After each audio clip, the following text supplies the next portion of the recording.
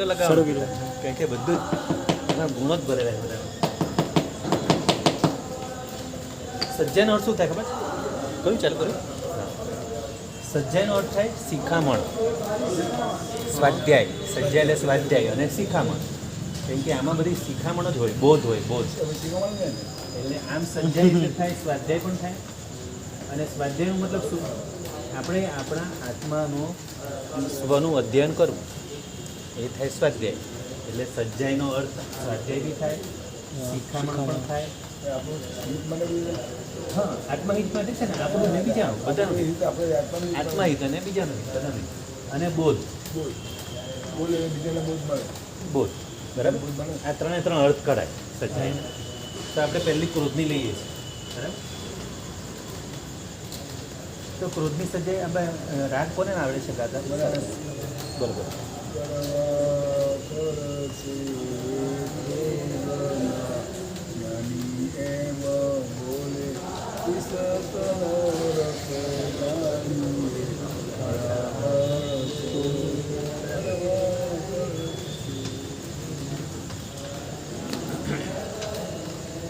શબ્દ પહેલો શબ્દ કેવો મૂક્યો?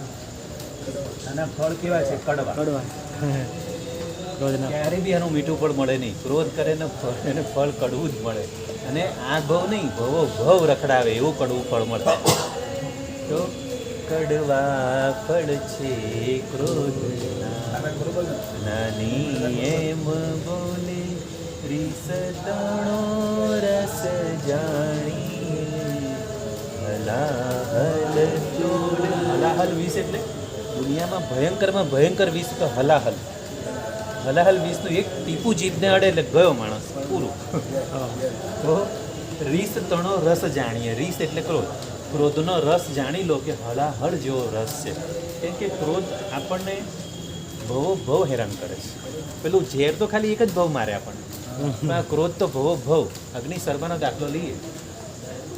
અગ્નિશર્માએ કેટલા માસક્ષમ કરે, કેટલા માસક્ષમ. પૂર્વ કરોડ વર્ષ સુધી. કેમ કે ત્યારે મહાવિદ્યમાં તો આયુષ્ય લાંબા હતા, 84 લાખ પૂર્વના બરાબર. તો એણે ક્રોધે ક્રોડ પૂર્વ તણું સંયમ ફળ જાય. આગળ શબ્દ આવશે જ એને. એટલે આ બધા દાખલા એ લોકો કે જે લોકો મોટા મોટા આયુષ્યવાળા હોય મહાવિદ્યમાં અને કરોડ પૂર્વ સુધી તપ કરે, પણ જો મનમાં ક્ષમતા ભાવ ન હોય અને આવો ક્રોધ ભરીને જો તપ કરે તો સંયમ ફળ ના, એટલે બધું એળે જાય. હા, તો જો આગળ કીધું છે ક્રોધે ક્રોડ પૂર્વ તણું સંયમ ફળ જાય.